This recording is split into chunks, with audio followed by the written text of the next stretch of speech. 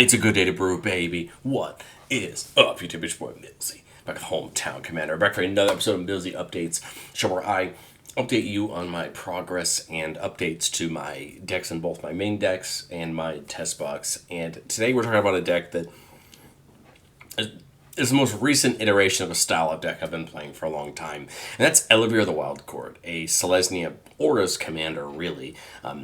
This is the most recent iteration of the Selesnya enchantment stick I've had for a long time. Sithis was my commander for a long time, but it played a little bit too strong, and I wanted to find a way to kind of sit in that archetype but do something a little bit different. And as soon as I saw Ellivere, I knew it was exactly what I wanted. The main reason is for its ability. Whenever Ellivere comes in or attacks, we create a virtuous roll token attached to a creature we control. Enchanted creature gets +1/+1 for each enchantment you control, so effectively an ethereal armor without the first strike on a creature. And this is a powerful ability because we should be making this the turn Ellivere comes down, and then every turn after, as long as Ellivere is attacking, because we want Ellivere to be attacking and all of our other creatures, because the bottom ability, whenever an enchanted creature you control deals combat damage to a player, we draw a card. These two abilities together are really good, especially in a two-color combination, especially in auras. We have early Great Ramp, and we have creatures that are going to get just brutally hard to deal with once they get in combat. So we're going to suit up creatures, we're going to draw cards, obviously, we're going to play a bunch of good auras. But the thing I realized very quickly was you can have a 20/20, but if it gets chump blocked, it's just a chump block 20/20. So the thing I realized very quickly was we need a lot of trample enablers to turn these virtuous roll tokens into something that's going to be very difficult for our opponents to deal with.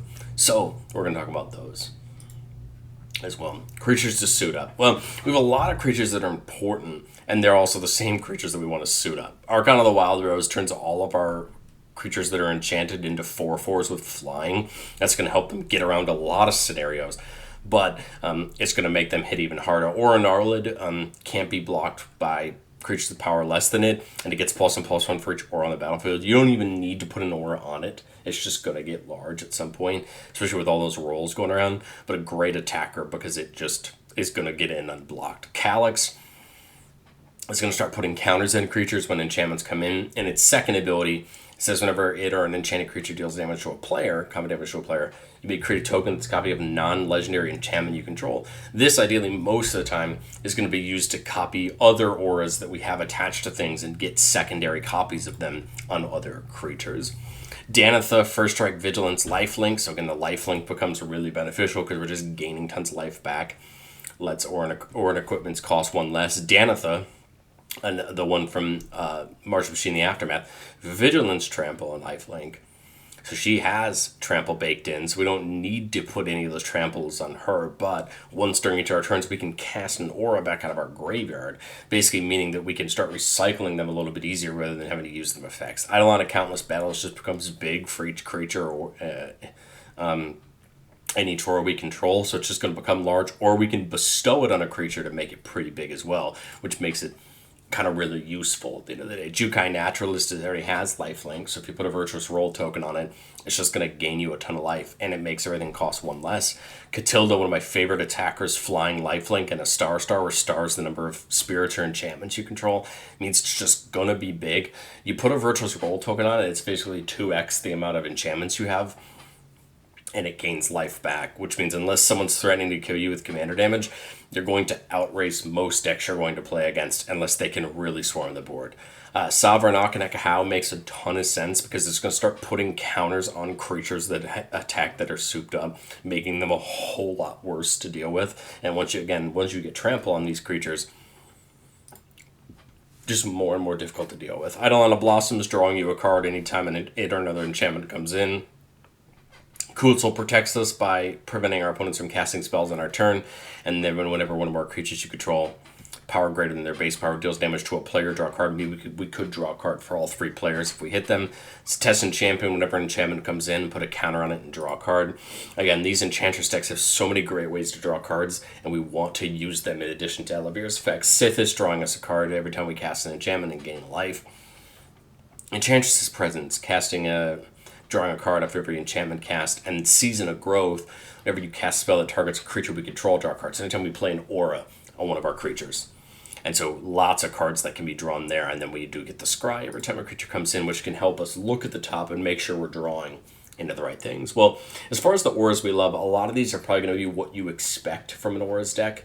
The one thing that I want to mention here that I didn't show off any but become really important, we'll see some of it but not a ton of it. We want auras, even small auras, things like angelic gift that make a creature have flying, that draw a card when they come in, are really important. So we get more auras down, we get more enchantments down. All that glitters, +1/+1 for each artifact or enchantment we control. Ancestral Mask, +2/+2 for each other enchantment on the battlefield. Bear Umbra, +2/+2, and when this creature attacks, untap all lands we control. I really like Bear Umbra because you untap all the lands you control, and then you can keep up your protection for your opponents trying to deal with our creatures. Ethereal Armor, +1/+1 for each enchantment we control in first strike. Mantle of the Agent says when it comes in, returning number of target aura or equipments from your that could be attached to your graveyard to an enchanted creature and attach them to it, and then it gets +1/+1 for each one attached to it, but you were able to get some back out of your graveyard. Sage's Reverie draws you a card for each aura that's attached to a creature, which could draw us a lot of cards, and then same thing, a enchanted creature gets +1/+1 for each aura that's attached to it. These two want to be attached right with other ones to the same creature, but still provide value in the long run. Songbird's Blessing is one from the deck that's really cool. Whenever an enchanted creature attacks, you reveal from the top 2 hidden aura and you get to put it down. You know how many times I've Songbirds into a trample aura and just blown a player out that thought they could chump block and get away with it. Spirit Mantle, +1/+1 and protection from creatures. Same thing with Unquestioned Authority. Just giving a creature effectively not being able to be blocked kind of defeats the need of trample, right? But again, kind of what we want to see to make sure we can really hit hard. But we talked about the trample enablers and we want them. 2 of my favorite cards that I found are Armadillo Cloak and then one on the next page here in Unflinching Courage. Both of them say +2/+2 trample and lifelink. And this means that you're going to start trampling through for a lot and you're going to start gaining a lot of life back for just 3 mana. Audacity and Rancor do very similar things, just +2/+0 and trample. Cheap ways to get the trample on the creatures that have the virtuous roll so they hit hard. Runamite, +1/+1 and trample. You get to draw that card when it comes in, which is great. Same thing with Cetessan Training, +1/+0 trample and draw cards. They replace themselves and make sure that our creature is going through and hitting hard. It's a lot, but it's a lot of the same thing. But what I like is when new auras come out, you get a chance to try them. And Fallout, as much as I disliked Dogbeat's deck in a little bit, gave us a lot of really fun things. The first is Idolize, which says when a creature attacks alone, it gets +X/+X, where X is the number of non-land permanents you control. All of those rolls are non-lands. All of our auras are non-lands. Idolized, if you're attacking with a creature alone, could potentially 2x, the power of a creature, especially if it already has a virtuous roll token on it, because then it's already getting +X/+X for the number of enchantments you control. You can see how that works and can get brutal. Strongback looks like a bunch of fun auras that we cast that target enchanted creature 3 less, but it gets +2/+2 for each aura attached to it. Again, just a great ability for 3 mana. And if we're souping up one creature particularly, we know we're going to get much from it. Well Rested's kind of cool. Whenever the creature becomes untapped, you put 2 +1/+1 counters on it and gain 2 life and draw a card. Again, it's just a aura for 2 mana that can add to our account. It's going to get us a couple counters and some draw and some life. Again, it feels great. May not be as flashy as the All That Glitters and the Ancestral Masks, but I still think it's a big help. And then we added those Parrot Cats from LCI. Again, both of them have their views. Kutzel draws you cards and helps protect you on your turn. How's going to help our creatures grow. I like both of them. They're both also good candidates to soup up as well, being not too bad stat-wise for what they cost. But like I say all the time on Millsy Brews, no deck has ever done. This deck is not done. I've been testing a lot with it and finding a lot that works, but I've also found some things that don't work. But these are the 3 cards that didn't make the cut on my last edits that I really, really like, but I took them out to test other things. Core Spirit Dancer is probably a slam dunk to most people in a deck like this, but I've found that we have so much draw, we don't necessarily need it, but I'm sure some people are going to view it as a auto-include. Giant Inheritance has always done fairly well for me, +5/+5, and whenever it attacks, create a monstrous roll, token attached up to 1 target attacking creature. The only downside to me on Giant Inheritance is I kind of want the virtuous roll more than I want the monster roll. The only difference is if I already have a creature that has like an all that glitters on it, perfect, then that monster roll is great. But more often than not, I was noticing that I'm giant inheriting. This isn't a May. I have. Well, I guess it's up to one, but more often than not, I have creatures sitting there that just have Virtuous Rolls tokens on them, except Ellivere. So more often than not, that Monstrous Roll was just going on Ellivere and just sitting there useless. So the +5/+5 is great, but I can get that in. I can get that in another All That Glitters or something like that. So I never really loved it. And in case of the Trample Garden makes sense. You can put the counters when it starts. You have to have creatures total power 8 or greater, which will be very easy. And then when you attack, it gives creature trample, which is what I want, is that giving creature trample. So it, at least to me, makes sense why it would be there. But the problem is we have some other just cheaper trample enablers, the Runa Mites, the Cetacean Trainings of the world. So it just didn't feel like we needed it. But maybe as we progress more with the deck and I realize that trample becomes more important, maybe it's time to bring in another trample enabler. But let's get into our playtest, keeping a 3-lander with Yenna, or an Arled, Runa Mite, and Archon. Good starting hand. Remember, Ellivere's 4, so we just want to get up there that way. Get the brush land down, and of course, no good turn 1 place. That's perfectly fine. Turn 2, not really seeing a relevant turn 2 play. I mean, we can Rune of Might, but we could technically enchant a land, but I don't see the point. I'd rather wait and use it on something when it becomes more relevant. Turn 3, we'll put down that forest, and here I kind of like... Danitha doesn't seem bad. Or Narla doesn't seem bad, but I think I'll just get Danitha down, make everything a little bit cheaper, the auras, when I go to cast them. And then turn 4, we'll get Ellivere down. Ellivere is going to come in, put that Virtuous Roll on Danitha, which is great. Now as we start playing those auras, Danitha is going to get bigger. Danitha's not big yet, but that's okay. I mean, first strike Vigilance here could make it worth just an attack at somebody who maybe doesn't have a creature up. Turn 5, put that Branch Loft in, I guess, on the front side. It doesn't really matter. I guess the argument could be made for the back side, just to have another auto white source. But okay, 5 mana. I've got a great attacker in Danitha because his lifelink and vigilance. We could, though, so my thought for the route this turn is we could Archon into Rune of the Might to get a Pegasus and get this going. Or I could Eidolon of Blossoms into that Rune of Might to start drawing more cards. I think both of them make sense. You could also, I could also Bear Umbra into Rune of the Might, attack with, maybe put the Bear Umbra on Danitha, attack with it, untap everything, and then play down.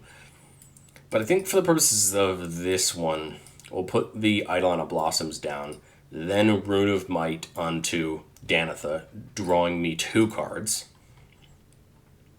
And getting... So now it's what? 1, 2, 3. It's +3/+3 there, so it's +4. So it's a 6/6 right now. Take an attack.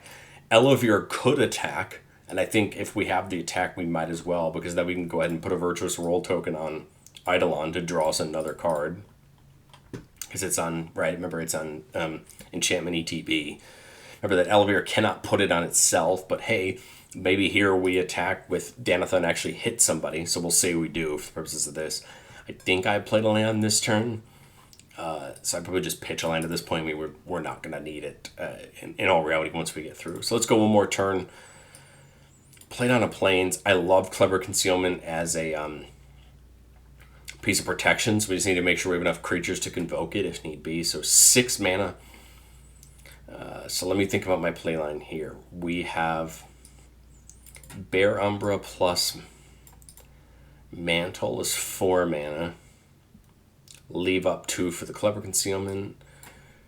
We have Archon plus Bear is 7. We could do Archon plus Spirit Mantle and make Danitha protection from creatures, which would be brutal. We could also Bear Umbra and Spirit Mantle on Danitha and just make her an absolutely brutal attacker that can't be blocked, and then maybe play something after combat. Let's do that. Bear Umbra and Spirit Mantle. Draw 2 off of Eidolon of Blossoms, right? Then we have what? One, so it was 3 for Bear Umber, 1 for Spirit Mantle. We do have enough for the Ethereal Armor. I'll put that on Ellivere just to make her, them. Sorry, I don't know if I can assume that, but we'll go from there on that. 1 mana left up, feels fine. Move to combat, attack with Danitha at somebody. It's unblockable. It's a 1, 2, 3, 4, 5, 6. 1, 2, 3, 4, 5, 6, 7, 8. So 10, 11, 13, 14 with First Strike, Lifelink, and and Trample. It's gonna hit somebody pretty darn hard. When Ellivere attacks, is it up to 1? It has to attach. So I will just attach another one to Eidolon. The original one will go away. We'll draw a card, and then so that'll get hit there. That will probably end up drawing me a card since it's unblockable. And then there's no reason for these two not to attack. There is the unfortunate scenario where both of them hit as well, having us more cards. So that was 3, 4. Bear Umber untaps all of our lands, and there's unfortunately nothing I can do at instant speed, so we're just going to lose the extra bandwidth. Now we are 6 mana, main 2. I think we go Danitha for 3. I'm just trying to see if I can get as many of the cards in my hand as possible. Sanctum Weaver for 2 because now it's tapping for a bunch of mana. Unfortunately, that draws me off of Eidolon of Blossoms. And I think I just leave the last mana up. Leave the white up, move to end step, pitch the forest, pitch the plains. Actually, let's leave one in my hand. Pitch the fortified village. Pitch the blind obedience. I guess it's a little bit too late for that now. And now, I mean, we're just in a great scenario where we're just going to probably bull over anybody in our way. And then we have the clever concealment just to protect the board if anybody tries to play with it. Okay, here we're keeping a 2-lander, Rampant Growth, Catilda, Sovereign Ekanaha, Flawless for some protection and Sedescent Training. I like it. So turn 1, we'll get that farmland in tap since it's our best choice there, turn 1. Turn 2, we'll get the plains down and Rampant Growth. Go ahead and I guess get a green here since we can see that Temple Garden in our hand. Let's see. Turn 4. I guess I could Ellivere here, but I also could just like Catilda. It comes down as a 1/1, which is kind of odd. I could Sovereign Ekanaha, which would put counters on itself next turn if I play Catilda. This is an odd one. I kind of like Jukai, but again, I think we're just an odd one here. I kind of like Sovereign, I guess. It's an odd play here. I think it's just going to be an odd sense of it no matter what. So I'd kind of rather wait and just see what happens next here. The problem is I have no enchantments. So if I play well, I guess the Virtuous becomes one, right? So I would play Ellivere, put the Virtuous roll on Sovereign, have it attack. It's going to get a counter because it has +1/+1 right now, and then I would draw right off of Ellivere. Brutal. Okay. Oh, well, we go into the next turn, and we're just going to go from here. This is now one of those odd games where sometimes you're going to miss a land. I